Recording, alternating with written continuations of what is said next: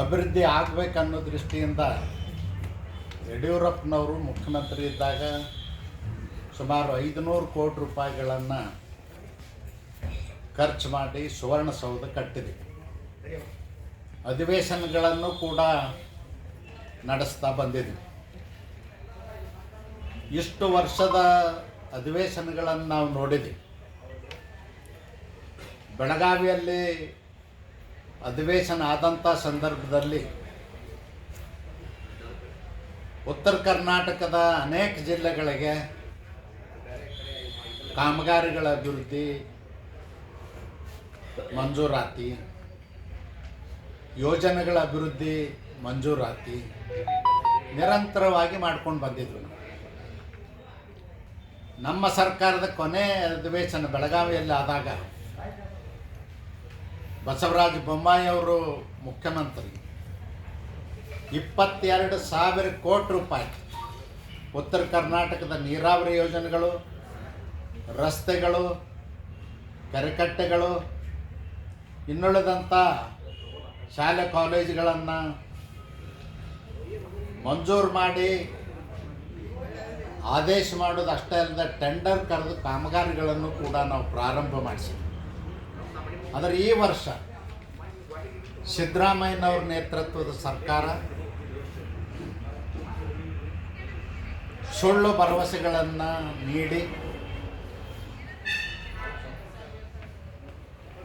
ಪೊಳ್ಳು ಘೋಷಣೆಗಳನ್ನು ಮಾಡಿ 8 ಯೋಜನೆಗಳಿಗೆ ನಿನ್ನೆ ದಿನ ಕೊನೆ ಸಂದರ್ಭದಲ್ಲಿ ಘೋಷಣೆ ಮಾಡಿದಾರ. ವಿಧಾನಸಭೆಯಲ್ಲಿ ಹೇಳಿದ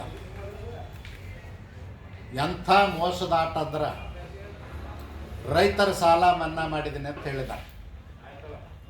ರೈತರ ಸಾಲ ಮನ್ನಾ ಮಾಡೋ ಪ್ರಶ್ನೆನೇ ಇಲ್ಲ. 0 ಇಂಟ್ರೆಸ್ಟ್ನಲ್ಲಿ ನಾವು ಸಾಲ ಕೊಡ್ತಾ ಇದ್ದೀವಿ. 0 ಇಂಟ್ರೆಸ್ಟ್ನಲ್ಲಿ ಬಡ್ಡಿ ಇಲ್ಲದೇ ಸಾಲ ಕೊಡ್ತಾ ಇದ್ದೀವಿ. ಮನ್ನಾ ಮಾಡೋ ಪ್ರಶ್ನೆ ಬರುವುದಿಲ್ಲ. ಈಗ ಉದಾಹರಣೆಗೆ ಬಾಗಲಕೋಟೆ ಜಿಲ್ಲೆಗೆ 2,58,000 ರೈತರಿಗೆ 950 ಕೋಟಿ ರೂಪಾಯಿ ಬೆಳೆ ಸಾಲ ಕೊಟ್ಟಿದ್ದೀವಿ ನಾವು ಬಾಗಲಕೋಟೆ DCC ಬ್ಯಾಂಕ್ ಮುಖಾಂತರ. ಅದಕ್ಕೆ ಬಡ್ಡಿನೇ ಇಲ್ಲ.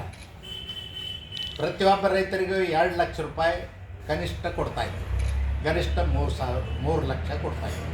ಆದರೆ ಈಗ ಈ ಸರ್ಕಾರ ಬಂದ ಮೇಲೆ 2 ಲಕ್ಷಕ್ಕಿಂತ ಹೆಚ್ಚಿಗೆ ಕೊಡ್ತಾಯಿಲ್ಲ, ಅಲ್ಲೇ ಕಟ್ ಮಾಡ್ತಾಯಿದ್ದಾರೆ. 3 ಲಕ್ಷ ನಾವು ಯಡಿಯೂರಪ್ಪನವ್ರು ಇದ್ದಾಗ, ಬೊಮ್ಮಾಯಿಯವರು ಇದ್ದಾಗ 3 ಲಕ್ಷ ಕೊಟ್ಟಿದ್ವಿ. ನಮ್ಮ ಕೊನೆ ಬೊಮ್ಮಾಯಿಯವರ ಬಜೆಟ್ ಅಧಿವೇಶನದಲ್ಲಿ 5 ಲಕ್ಷಕ್ಕೆ ಹೆಚ್ಚು ಮಾಡ್ತೀವಿ ಅಂತ ಹೇಳಿದ್ರು. ಈ ಸರ್ಕಾರ ಮಾಡಲಿಲ್ಲ. ಆದರೆ ಇದೊಂದು ಮೋಸದಾಟ. ಬೆಳೆ ಸಾಲಕ್ಕೆ ಬಡ್ಡಿನೇ ಇಲ್ಲ, ಬಡ್ಡಿ ಮನ್ನಾ ಮಾಡೋ ಪ್ರಶ್ನೆ ಬರೋದಿಲ್ಲ. ಇನ್ನು ಮಧ್ಯಮಾವಧಿ ಸಾಲ ಬಾಗಲಕೋಟೆ ಜಿಲ್ಲೆಯಲ್ಲಿ 250 ಕೋಟಿ ರೂಪಾಯಿ ಮಧ್ಯಮಾವಧಿ ಸಾಲ. ಮಧ್ಯಮಾವಧಿ ಸಾಲ ಎದಕ್ಕೆ ತೊಗೊಳ್ತಾರಂದ್ರೆ ಟ್ರ್ಯಾಕ್ಟರ್ ಲೋನ್ ತೊಗೊಳ್ತಾರೆ, ಪಂಪ್ ಸೆಟ್ಟಿಂಗ್ ತೊಗೊಳ್ತಾರೆ, ನೀರಾವರಿ ಪೈಪ್ಲೈನ್ ಮಾಡಲಿಕ್ಕೆ ಮತ್ತು ಅಗ್ರಿಕಲ್ಚರ್ ಇಂಪ್ಲಿಮೆಂಟ್ಸ್ ಸಲಕರಣೆಗಳಿಗಾಗಿ ಸಾಲ ತೊಗೊಳ್ತಾರೆ. ಎಷ್ಟು ಜನ ರೈತರು ತೊಗೊಂಡಾರಂದ್ರೆ 8,400 ಜನ ರೈತರು ಬಾಗಲಕೋಟೆ ಜಿಲ್ಲೆಯಲ್ಲಿ 250 ಕೋಟಿ ರೂಪಾಯಿ ಸಾಲ ತೊಗೊಂಡ್ರೆ 7 ವರ್ಷದಲ್ಲಿ ಅವರು ರೀಪೇಮೆಂಟ್ ಮಾಡಬೇಕು. 7 ವರ್ಷದಲ್ಲಿ ರೀಪೇಮೆಂಟ್ ಮಾಡಬೇಕು. ಅದಕ್ಕೆ 3% ಬಡ್ಡಿ. ಈ ವರ್ಷ ಮುಂಗಾರು ಮಳೆಯೂ ಆಗಲಿಲ್ಲ, ಹಿಂಗಾರಿ ಮಳೆಯೂ ಆಗಲಿಲ್ಲ. ರೈತರು ಸಂಕಷ್ಟದಲ್ಲಿದ್ದಾರೆ, ಕಣ್ಣೀರು ಹಾಕ್ಕೊಂಡು ಕೂತಾರೆ, ಬೆಳೆ ಇಲ್ಲ ಮಳೆ ಇಲ್ಲ ಅಂತೇಳಿ. ಇಂಥ ಸಂದರ್ಭದೊಳಗೆ ಇವ್ರು ಹುಡುಗಾಟಿಗೆ ಆಗ್ಯದ ಮನ್ನಾ ಮಾಡ್ತೀವಿ ಅಂತೇಳಿ ಸುಳ್ಳು ಹೇಳೋದು. ನಾನು ಹೇಳ್ತೀನಿ, ಅಷ್ಟೊಂದು ಕಳಕಳಿ ಕಾಳಜಿ ಇದ್ದರೆ ರೈತರ ಸಾಲನೇ ಮನ್ನಾ ಮಾಡಬೇಕಾಗಿತ್ತು. ನಾವು ಕೇಳಿದ್ದು ವಿಧಾನಸಭೆ ಒಳಗೆ ಪ್ರತಿಯೊಬ್ಬ ರೈತರದು 2 ಲಕ್ಷ ರೂಪಾಯಿ ಸಾಲ ಮನ್ನಾ ಮಾಡಿರಿ ಅಂತ ಕೇಳಿದ್ವಿ. ನಮ್ಮ ಪ್ರತಿಪಕ್ಷದ ನಾಯಕರು, ನಮ್ಮ 66 ಜನ ಶಾಸಕರು ಕೇಳಿದ್ದು ಸಾಲ ಮನ್ನಾ ಮಾಡಿ. ಸಾಲ ಮನ್ನಾ ಮಾಡಲಿಲ್ಲ, ಸುಳ್ಳು ಭರವಸೆ ಹೇಳಿದರು. ಮತ್ತು ಎಂಥ ಮೋಸದ ಆಟಗಳನ್ನ ಆಡ್ತಾ ಅಂದ್ರೆ ಯಡಿಯೂರಪ್ಪನವರು ಯಾವಾಗೋ ಹೇಳಿದ್ರಂತ, ನಾವೇನು ಪ್ರಿಂಟಿಂಗ್ ಮಷಿನ್ ಇಟ್ಟಿವೇನು ಅಂದಿದ್ದು.